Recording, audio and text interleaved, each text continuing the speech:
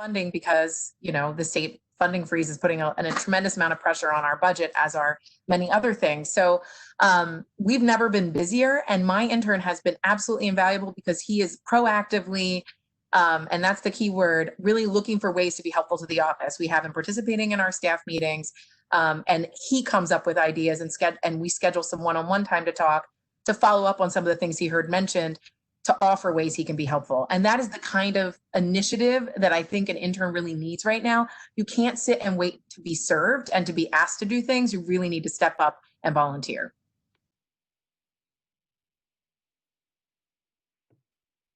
I'll jump in and add that, yeah, Francine's exactly right. Initiative is important. If you're not getting that one-on-one time, like my office does 2 calls a week. We do 2 staff meetings, and our interns invited obviously to both of those meetings. I think that's important. So if your office isn't scheduling that, then you should request it.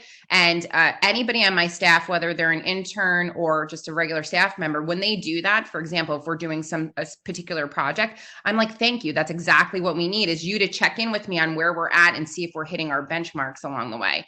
So certainly do that. And nothing beats doing things right.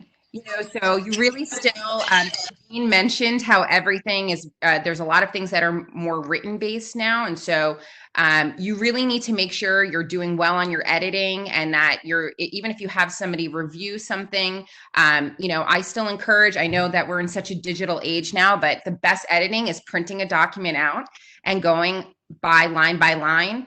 When I was in law school, we would read from the back of the document back up to make sure that you didn't have any mistakes. And that's really important. And as Francine mentioned, and even Sabine mentioned, if some of the work that interns are doing is really representative of something that we may be submitting, you know, that is the expectation for people. So just make sure that you're also doing your work well, and thinking proactively about the situation and about how you can be helpful, and think outside of the box. You know, don't think that you're limited to maybe a small task. Like, you might be able to take on a bigger project. And if you step up and, you know, a manager lets you do that, then I think that's a great opportunity.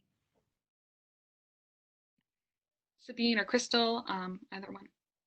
Just to add to that, now's the time that we're all kind of our values really based off of the work that we're giving out, because especially for my line of work, you know, sometimes a smile can get you somewhere, but really we're all seeing each other's work and value in a different magnified way. So to Kim's point, editing and making sure that whatever you deliver is basically as polished as you could make it is so helpful. And I would also say a lot of this advice applies to also people that are in like the early months of their jobs. I have some friends that just started new positions in January, and they're struggling with a lot of the same things that interns are in terms of, how do I show my value? How do I get more involved? Especially if you can't peek your head in the door and say what's going on, how can I help? So taking initiative, especially for government affairs and politics, making sure you're up to speed with everything happening either federally or in your state, and just thinking like, okay, how do I need to approach this project, in what lens? And if there is no project, say, okay, I know that they're working on this, maybe just finding some supplemental information or research would be helpful, which, by the way, it always is so helpful. And just making sure that you're taking really diligent notes when you're on those conference calls and you're in those virtual meetings of what are your marching orders, because I know myself, like, I really like to listen, but I know if I know that I can go back into someone's office and just clarify something, I won't write that specific note down. So I'm taking tons of notes myself on my calls just to make sure that I didn't miss anything, because so much could be lost in translation. But also working from home, I think, could really be beneficial, because you're in control of your destiny, you're in control of your resources, how much time you're putting in. So make that time really valuable. And I guess just to add to all the great points, making sure that your work is crisp and clean and accurate is really important. But in a weird way, your interpersonal relationships and your ability to build relationships, even though there is that barrier, is also really important, because now more than ever, you have to cross that digital divide of being a person. And, you know, obviously, legislative offices are doing a little bit something different with their interns, but I think for any person that's working or trying to intern right now, you have to be more than just this anonymous person across the screen. Like, you have to insert some of your personality. It's really, really important to have substance to yourself. Especially in politics, you'll see a lot of people who have tons of style, but absolutely no substance, right? They're just kind of empty. But like, you need to be able to build both. You need to be able to put on that smile, as Sabine like alluded to, but also back it up with your knowledge about current events, about what's going on. So it's also really important to not forget the personality, because a lot of the stuff that we're doing, and this maybe comes from not having a traditional political background, there's a lot of stuff we're doing is customer service. So, if you think about it that way, you always have to kind of always be selling, right? Always be on your toes. So just think about it in that way. Like, you're obviously helping people, you're trying to create policies that make things better, but you're customer servicing people. So. And I think I think those are all great points. And I think especially with all of this virtual work that we're going to have to do, just like making sure you're managing your time really, really well. So it's easy when you're working from home to say, oh, I have a few hours to put that off. But like, the more you stay on top of this work, the better work you will be putting out for your employer. So I guess for our next question. Yeah, that's a great point, Jess. Thank you. And thank you to everyone for those points. I hope everyone's writing those diligent notes that Sabine was talking about, right? So now I kind of want to address the students who may have either had their internship opportunities rescinded or been unable to find anything. So let's say you don't have something on the horizon, right? And maybe it's probably due to the current pandemic, in this particular case. Do you have any suggestions for how college students and recent grads who don't have internships on the horizon might still be able to gain experience, let's say in politics or whatever field related to what you do, and build professional relationships still? Why don't we start with you, Sabine? Yeah, thank you. There's a few things that students can do. One, it feels so disheartening when internships and offers are rescinded, but I would encourage you, step one is don't be discouraged. We're navigating a new normal, and I think that even if that internship is in your mind dissolved, just kind of think of it as it's on pause. So use them as a resource. Like, if you had that opportunity set up, say, you know what, I completely understand. Are there other places that you think I should look? And for me, I think it's so helpful when students reach back out and say, I'm kind of interested in this. Can you just give me a few different websites to look at? Or is there somebody that you can email me and connect me with? And like I said, I might not be able to find you a job, and the person I recommend you to might not, but that person might be able to give you something. So access and tap into your resources and your connections, because you might think that you don't have any resources, and you might think that you haven't networked before, but this is networking. We're all resources. We're all giving our emails. Reach out to us. Any other things that you participate in, they're resources. These people are here. We're here to help, especially because we're also facing a similar kind of shift, so I think people are more understanding. And the biggest thing is also just follow up. The biggest thing is, I know it feels so counterintuitive to bother people, but as someone who my job is to bother people professionally for a living, I'm telling you, it is so helpful, especially because if you've reached out to somebody for an internship and you haven't heard from them, you don't know if it's on hold or whatever, just keep following up with them. And if they're not responsive, you can email the secretary or admin person that's also listed on their website, because it might have just gotten pushed to the bottom of the pile. And as someone who has recently been looking for jobs, whenever I sent out an application into the ether, you think that it's just kind of pending and there's nothing that's going to happen to change it. But the moment you follow up, honestly, it's such a relief. And especially because a lot of the times you'll get something back. And especially, I think during this circumstance, I think folks are really, really sympathetic to what's going on for students. And I think you'll really be surprised at how much people are willing to help you. If I could follow up on that, I totally agree that networking and being persistent are important. And there is a difference between being pushy and being persistent. So I think not following up is the worst thing you could do. And then being rude is also a terrible thing to do. So I think just be polite and be persistent. even if there aren't actual internship opportunities to pursue, I do think that there is plenty of room right now to still volunteer in places that you would be interested in working. For opportunities, they may not be paid, but I know Indeed.org is always a good resource for internships in government and nonprofit related realm, particularly in Washington. I don't think Capitol Hill internships are by and large happening as of last check last week. Offices hadn't made a firm decision, but kind of like what Crystal was saying about the state legislature, they all do run their own organizations. And right now, most of them are running as thinly staffed as possible in terms of being in person. One of the things that my office is doing, and I wonder if there are going to be more opportunities like this, is looking for new ways to bring students into our activities and provide them some professional development skills in an informal way. So we've just established the Rutgers Advocacy Corps, and that's also linked on our website. And that will give students an opportunity. We usually do in-person student advocacy for financial aid in Washington. And instead now we're asking students to join our Corps. We'll set up some trainings, some networking opportunities, but we'll also set up some in-person via Zoom meetings with members of Congress and their staff to lobby on behalf of some of the issues that students at the university are experiencing. That's for Rutgers students specifically, but I think that there are going to be more of these kinds of professional development opportunities emerging. I saw an article in the Chronicle of Higher Ed yesterday. They talked about micro internships. And while many of those might be paid or for credit, this particular, the one I just mentioned in our office isn't, but it's still a networking opportunity and a skill development opportunity. And I think it's really important that students work really hard to find ways to continue to grow and develop their professional skills, even if it isn't in a formal job.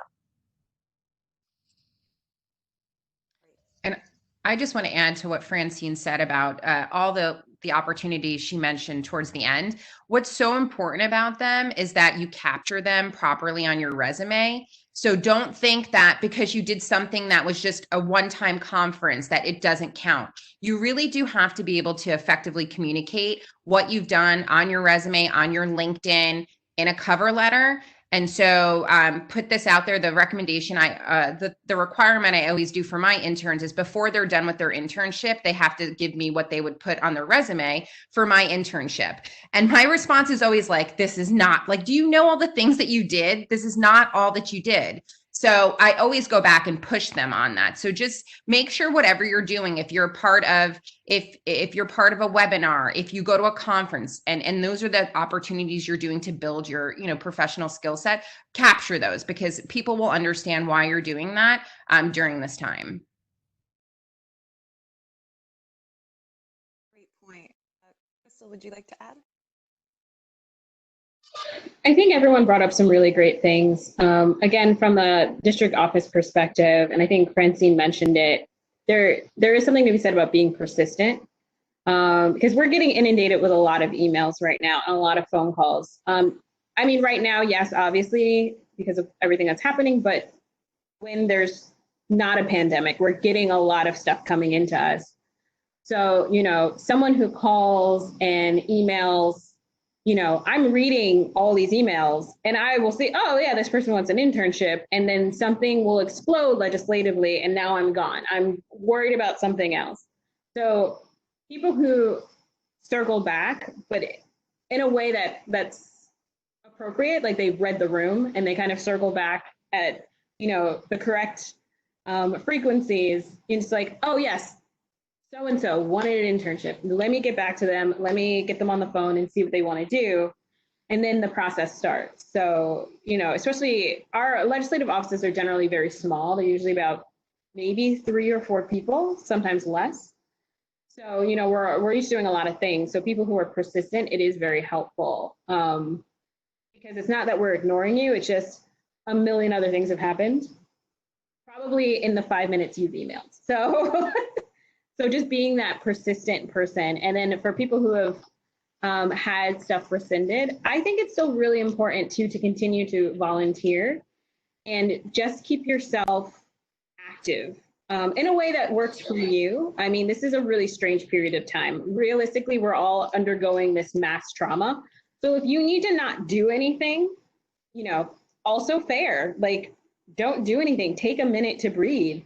And, when stuff starts clearing out, then game plan it, right? You can take a step back during this. I would think that would be my message. And just figure out, what things can you volunteer with? Are there organizations that are still doing stuff virtually that you can participate in and learn and cohort in? I think there's tons of opportunities to still do things. It's just being a little bit creative about it. So it's balancing, like if you want to do nothing and, email me frequently or email any of us frequently enough to, show that you're still interested, or volunteer. Great. Thank you all for that. That's very helpful. So we've got some big points. Following up, right? Making sure you're doing things that can kind of fill those resume slots, volunteer, and among many other things, also just if you need to take a moment, take that moment. That's okay too. But definitely follow up. There was a question in the chat about how much following up is too much following up, or if you can do it too frequently. I think if you have to ask yourself that question, you've done it too many times. So just for the students in the room who are confused about that, it is important to follow up. I think 3 times is probably about the max that you should be doing. At that point, if you haven't heard from that person, then maybe see if there's someone else within the office that could be helpful, or someone who's related to that work that may be able to help as well. All right, Jess, do you want to take the next question? Yeah, and I think just to get on to just applying for internships, I know a lot of students, we get this question a lot of time, like in my work and other people I know with interns. What really makes an applicant stand out when they're applying for an internship in your field? So just the skills in the resume, or is it the classes they're taking? What are some things that students should look for when, building a resume and just actually applying and reaching out? So if Kim, if you want to take this first one. So obviously you want some related experience. So, I think that I want a candidate to kind of know what they're getting themselves into, because that's managing expectations on both sides. So, I think that that's important, that, in my line of work, an engineer who's looking to work at Lockheed Martin is probably not going to make a lot of sense to work in my office. However, if there was an engineer who is interested in science policy, we do that, right? So I think knowing, making sure that your resume accurately reflects like what you actually are interested in doing, I think that is important. Obviously your resume should be well written. You should have a well-written cover letter.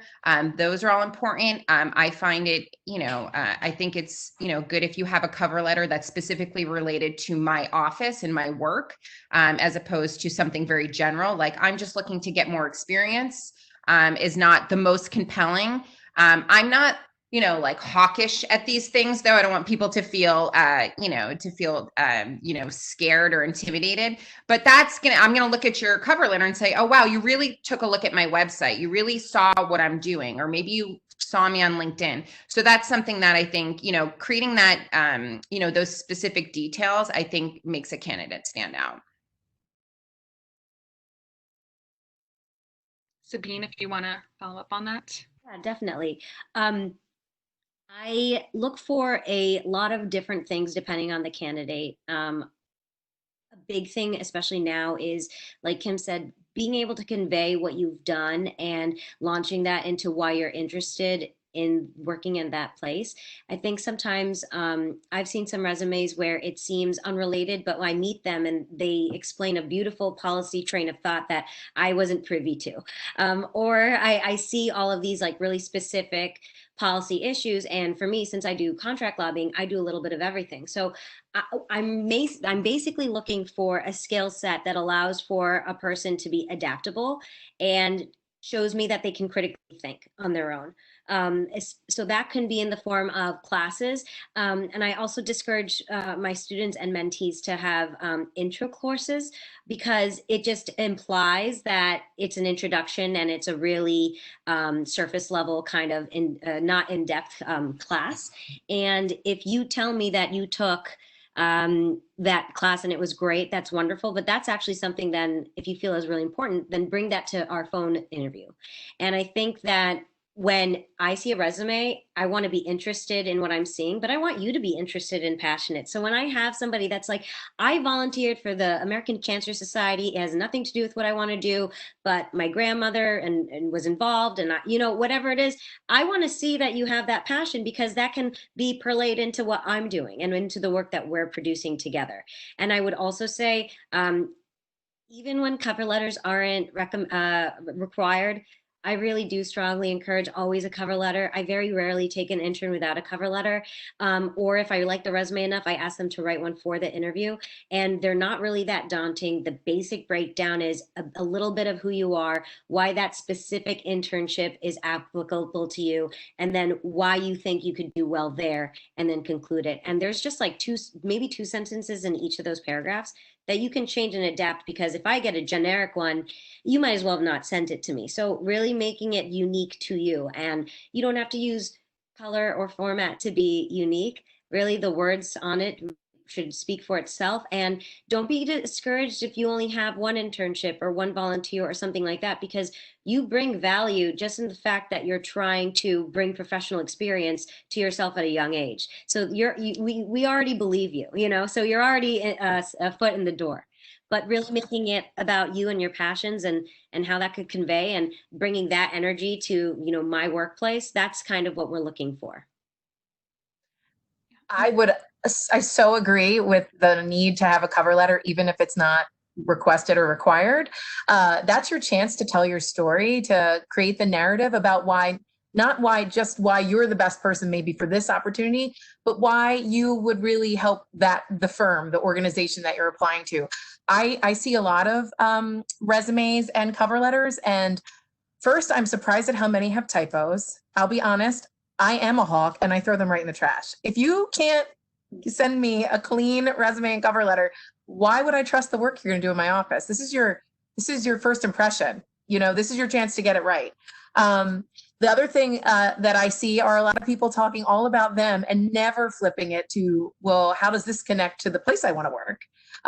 That wouldn't be a great first date strategy, and it's not a great strategy for when you're applying for a job. So I really think it's important to spend some time on the website of the organization, read a couple of their reports, take a look at who works there to figure out if you know anyone, and then write your cover letter, and even have a couple different versions of your resume based on the types of positions you're looking for, where you might emphasize slightly different things. That's okay. That's not lying. That's not misrepresenting. That is simply crafting the message to that particular organization that you are the right person for the job. Really tailor it. It makes a difference. I guess it comes to me then. So controversial opinion. I hate cover letters and resumes. I hate them. I hate reading them. I hate them. I have so many things I got to do. Absolutely, positively hate them. Anyone who emails us for an internship, because it's good practice, because 3 out of 4 of us just went on a very long, thing about cover letters and resumes. So they are important for the vast majority of opportunities that you're going to do. So I always still require people to send them to me, and I do read them and I do look at them, and I start forming an opinion about you.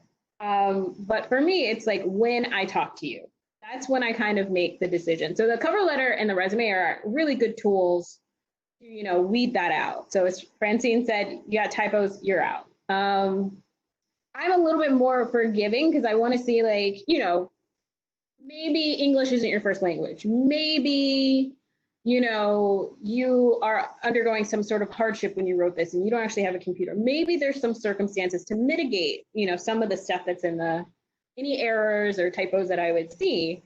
So, for me, it's always important to, like, all right, I'm going to call you on the phone. I want to have a conversation with you. If I like the conversation, I'll bring you in, and then I'll make the final decision there. That's usually, for me, that's how it works. And again, legislative offices, each sovereign nations, we all do different things very, very differently. So this does not apply to everybody. But for me, we will often take, we're limited by capacity. So it's the amount of work that I can, in good conscience, give you. Like, I don't want people just sit there I want to be able to give you assignments and make this worthwhile. So we limit it to that. As far as people applying, I'll go through and I'll pick people who have really interesting backgrounds. I'll pick people who, when I spoke to them, had a real passion. And if they don't work for us, we have a district office. We have another district office. I can pass it along to them. But for me, as someone who didn't start off in this field, I'm also very open to people who had a change of heart or something happened to them and they wanted to be more civically minded, especially for, and I don't want to say young people because I don't like to think I'm that old, but people that are, the people that are just going through, college or even high school. Any opportunity for you to, even for a summer or for a few weeks during the fall, for you to understand how your state government works, I think is really valuable. Even if you decide that, like, cool, I'm going to be like a liberal arts major, but you still actually have this civic information that you're going to take with you for the rest of your life. That's going to be really important when it comes to things like voting and knowing what's going on. So for district offices, at least for ours, I'm open to people who may not actually have a political background, but you do have to prove that you are interested and you want to learn and you want to serve the community, right? Because it's about service. So that's kind of my spiel, like, again, controversial opinion about cover letters and resumes, but, if you're coming and you are interested, we'll try and make it work. Like, we're not going to necessarily turn you away. We might be like, we just can't accommodate you right now, but maybe later in the year.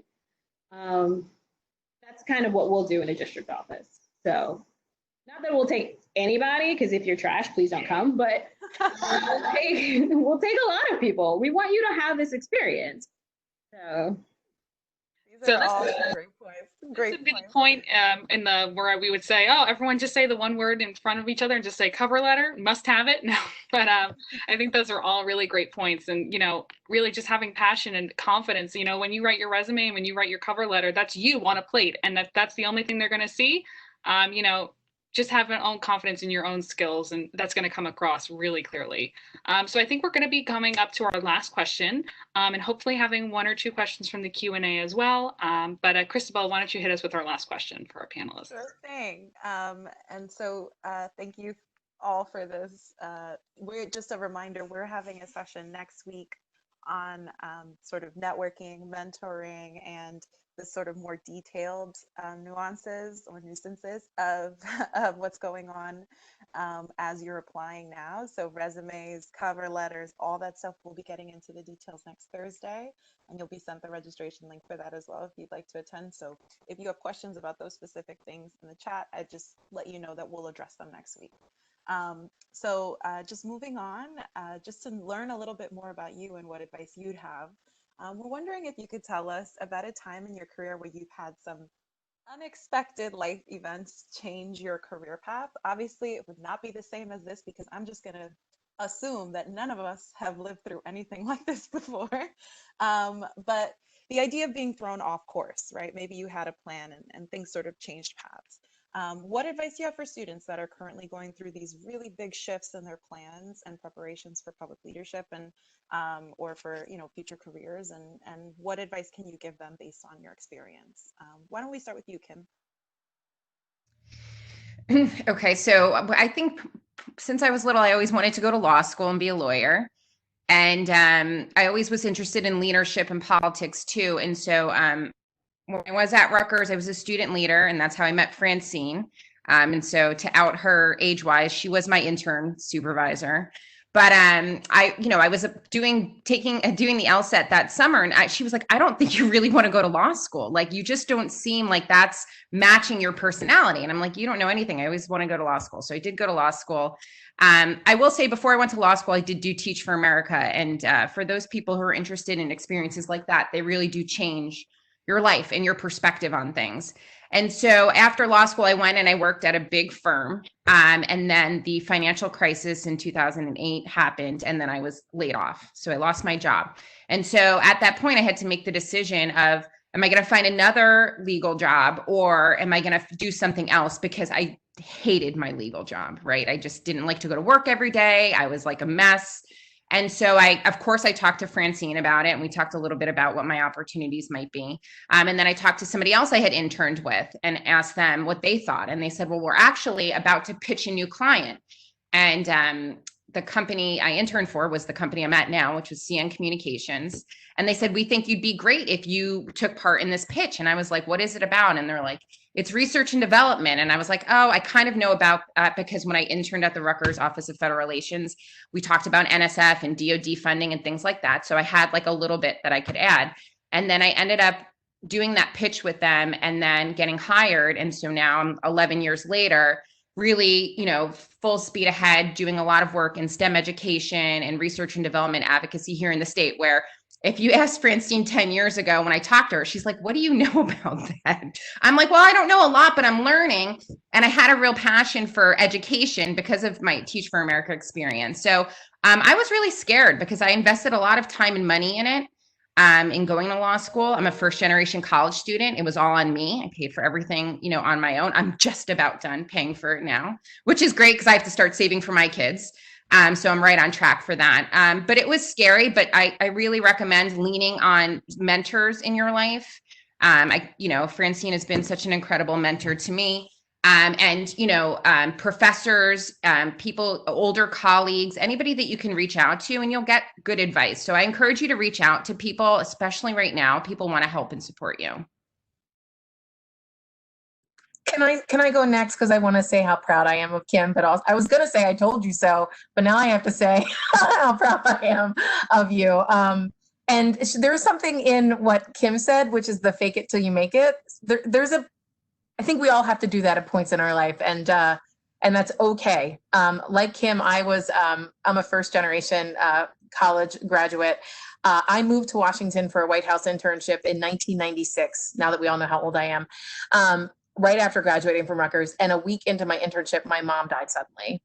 So it was one of those complete record stops. What am I doing with my life moments? And in many ways, this moment for a lot of people probably feels like that. You were doing this thing and now something so much bigger has happened that makes you take a step back and look at everything. And I think Crystal said it earlier, it's okay to take a step back. And I think that is the advice I would have, is that these moments, as hard as they are, they give you time to reflect on what's really important to you.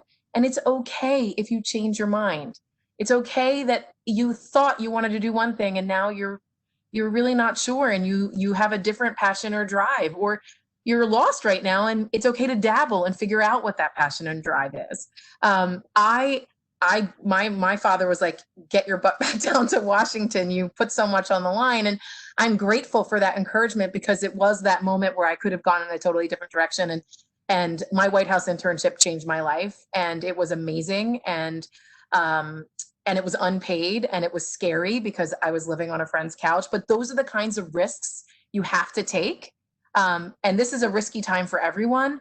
So be bold would be my advice. Follow your heart, take a breath, follow your heart, and be bold. And if I could just hop on to what Francine said. So that actually resonates with me because when I started making my change, it was after my mom died of cancer. So I was about 25. I was still living in Philadelphia. I was working for the Department of Behavioral Health. Fairly decent job for, someone who just got their master's. And I had this feeling that I almost cursed, so I didn't. But I was just like, oh, snap. Has this really what I wanted to do, right? Oh man, my mom was a part of my plan. I was going to go to Rutgers and get a PsyD, and I was going to be Dr. Pruitt, and my mom was going to be so proud of me. But wait, she's not here anymore.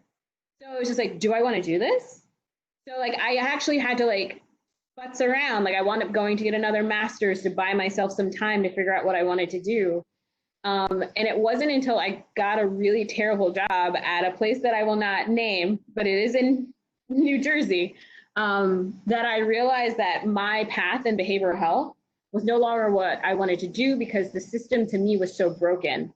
And how do I fix the system? Well, I got to talk to these people that are making these really bad, ill-informed decisions. How do I get to them?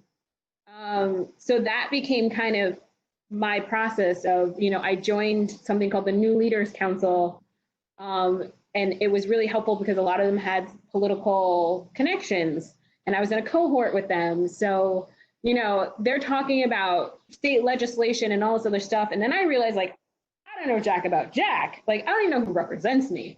So it's like, I need to figure that out. And it built to, like, I became really hungry for it. And it was at an NLC event where I actually met my boss. I met my boss at a bar. That's how we met. And I was just like, hey, I don't have this background, but I want to know what's going on. Can I volunteer in your office? And I was really persistent, and I maybe bullied him a little bit, but like, I got a job, right? And that's how it started. And I think for me, whenever I talk to people who are younger and they're trying to figure out what they're doing, to Francine's point, is that we always have this plan, but sometimes when you start doing it, you realize that you don't want to do it anymore. And so often society tells us that you have to stick with it. So in Francine's case, that really worked out. In my case, my family is just like, what are you doing? Why are you quitting a job that pays? To do what? You have no plan. What is your plan? How are you going to retire? And my thing is just like, I am unhappy. And I am not going to spend the next 20 or 40 years being unhappy so I can get a paycheck. I need to find something that makes me happy. And I took time to do it, and I was privileged enough to be able to do that. And I recognize that not everyone has that same privilege. But I think the message is sometimes the plan isn't the plan. And there's going to be people that are going to insist that you should stick with the plan. And sometimes it works out if you still in your heart want to follow this. But if you know in your gut that doesn't make you happy, go somewhere else, go do something else. Because sometimes the people that are yelling at you to stay put are also profoundly unhappy where they are. And they wish they had the strength to just throw everything away and find their passion and find what sparks their life. So, you know, 12-year-old me, no idea I'd be in politics, no idea I'd be an elected official. 34-year-old me is now a chief of staff and an elected official of a pretty decent sized town. And sky's the limit, right? Like, you can do it. And sometimes, you know, if you start out thinking you want to be in politics and then you're like, you know what, I want to be a writer, go with God, my child, be a writer. Do what makes your heart happy. And maybe I'm the hippie one of this panel, but like, you got to do what makes you happy. And if you are doing stuff that makes you happy, you are putting goodness in the world, and you are doing a good service to the world. And that's what you have to bring, right? Don't do anything that makes you unhappy, because you're not going to bring happiness to it. And you're not going to be the change that you need to be. That's perfect. So Sabine, do you want to close this out? I don't know. I feel the spirit in me after that. First of all, thank you all for your experiences, because it's just so inspirational for me to hear, like, because even, you know, as you're looking for internships, as you're going through your career, even if you found a career that you feel is perfect for you, there's still going to be moments of, am I doing it right? Am I okay? So my main advice is just to be actively fluid and open-minded. So don't feel that you have to be committed to what you originally agreed to, because first of all, no one really cares. And if they do, they shouldn't. It's your life. Like, live your truth, do what makes you happy. Second of all, though, you shouldn't just, if you really do want to pursue a career, I would also recommend just keeping your options open. So that could be in the form of taking a class that just sounds interesting, or pursuing maybe a club or something like that, getting involved with your community, whatever floats your boat, really just go for it. In undergrad, I was in like 3 orchestras and I played violin. So I was an electronic violinist for another band, and I just felt like it. And that was like the first time personally I was like, I love music, you know, after being classically trained all this time. So sometimes the training is there. You just have to find your purpose with that. But my main experience that really shaped me, and I think Francine has heard this a few times with my experience with law school. So growing up, I always wanted to be a divorce attorney in particular. Everybody's childhood dream. For me, one of our neighbors was a really well-known family attorney, and the stories I would hear and interning in their office, I was just so fascinated by everything.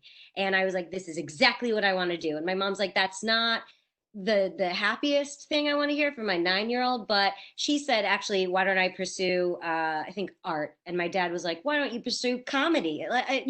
So I was very privileged in that my Indian Pakistani household was very like, follow your dreams. And I was like, it almost made me react more and say, no, no, no, my sister, she's the smart one. She's going to be a physician. I will also be an attorney. It'll be great. My mom's like, I was a teacher. It doesn't matter. It's fine.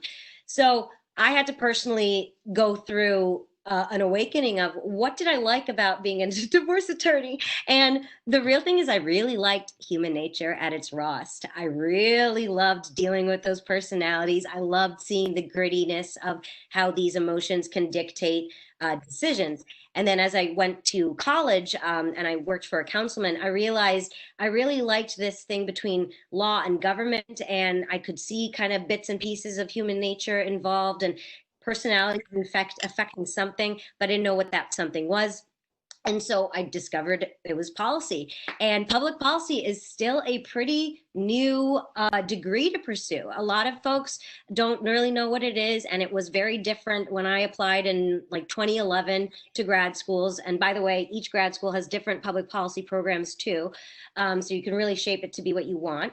And I really didn't know what I wanted to do, but I started my career and I just decided to get involved. I took a class at Eagleton that I did not even realize was the Eagleton fellow class until everyone else was in suits. And I was like in cute neons over here. So I didn't realize what I was in, but I was really interested in the work. And so I then started talking to my professor, like, I really like lobbying. What's that like? And he encouraged me to apply for the Eagleton Fellowship. Didn't realize that it was Rosenthal who directed the whole thing. So you kind of don't realize you're building up these connections slowly. So after my master's and during my grad school, I started interning at my office and I decided, all right, specifically, I want to be a contract lobbyist, but a lot of lobbyists are actually lawyers. And I thought, I always wanted to go to law school. I think it would still be in the back of my head if I didn't. So after my master's, I went to law school. And while I was there, I was like, oh, girl, no. I realized very quickly that the best advice I got was if you want to litigate, if you want to be a lawyer, if you want to use that degree for that, go to law school. It's great. But now there's a lot of different avenues and different careers and different degrees or just based off experiences that you can pursue to be a lobbyist, contract or otherwise. So that was a really devastating blow at the time to kind of come to that realization that I'm living in Manhattan now. I have all this debt. My fiance and dog are in New Brunswick finishing, their degree, the human, not the dog. And I realized like my happiness supersedes any expectations. And by having my family say, these are the things that you could do that bring you joy, it hit me 20 years later that they were just saying, pursue something that fits you and speaks to you, because that's the only way you'll be the happiest. And that's the only way that you can properly provide stability or happiness for your family, for your friends, for your dogs, whatever it is. I have 2 dogs, so I'll bring them up a few times in my bed. And my professor at law school actually said, you want to be a contract lobbyist, you have these connections in Jersey, why are you here? And cried a lot. But when I realized that, why am I here? And there was kind of no reason. So I left after a year. And what I did was I reached out to my previous bosses, mentors, and anybody, including those who fired me, who I won't mention, that pretended that the position was gone, but they just didn't tell everyone I left. I still met up with them and I still took them out to lunch and I still took them out because I was like, you know what, those are the personalities I'm going to see in Trenton. And I got really immersed in the state politics. So I at least knew, like, I don't know what I want to do, but I want it to be in New Jersey, which as a New Yorker, I got to say, was devastating on its own. And that's a whole other conversation. You can email me about that later. I have some thoughts, but I didn't also think I would start out as a contract lobbyist because you generally can't. You generally have to work for a lawmaker or a state agency or department, build up your connections and go through it that way. So for me, I had to really make sure I was fluid enough to say, okay, I like policy, I like lobbying, let me get some experience while I get there. I was afforded the opportunity to go straight into contract lobbying. But that also presents its own challenges. So I want to also say that even when you get your dream job and you get to your dream destination, it's going to be full of doubt. It's going to be full of should I have done this and should I haven't? So I will say that though I personally did not need law school, and it felt at the time like a severe derailment of my mission in life, according to me. I would also say, and I think I've said this to Francine, that if I hadn't gone and found that out on my own, I would always have that in the back of my head. So do what you want to do, but also kind of recognize, what's your passion and purpose. Like for me, I really like doing all these things that have nothing to do with politics, but that's for me, that's for my time. And then I can use my career to focus on bigger social issues that I care about. And finding that balance in life, I think, is key, but also knowing that that's an option. I think growing up, I didn't think that I could do all of these different things at once. And I think being in this position now, you can see that the only way to be truly happy is by exploring all those avenues. Okay, great. Thank you so much, Sabine. And Jessica, did you want to say something? I just wanted to thank everybody, actually thank all of our panelists, Crystal, Sabine, Francine, Kim. Thank you so much for a very enlightening panel for all this. And we hope we offered a lot of valuable resources for everyone who's tuning in. Christabel, I don't know if you want to thank some of our sponsors. Yeah, so the Center for American Women in Politics wants to thank our Women of Power host committee.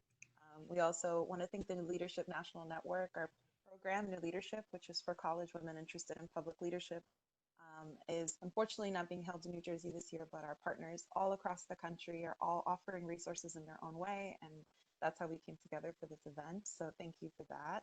And also to the Center for Youth Political Participation, which Jessica can talk about further, and to the Eagleton Institute of Politics. And I just want to say to our panel, thank you so much for being so honest and frank and real about the reality of what's happening, and also about what you've been through and your own path. As you can see, these women have been through a lot, and they still have gone on to have these really remarkable careers. One thing I really noticed from the answers to that last question is the need for fluidity, the need for stick-to-itiveness, but also for balance, right? And for opening yourself to different opportunities and seeking out the right people to maybe get you in the door in different areas.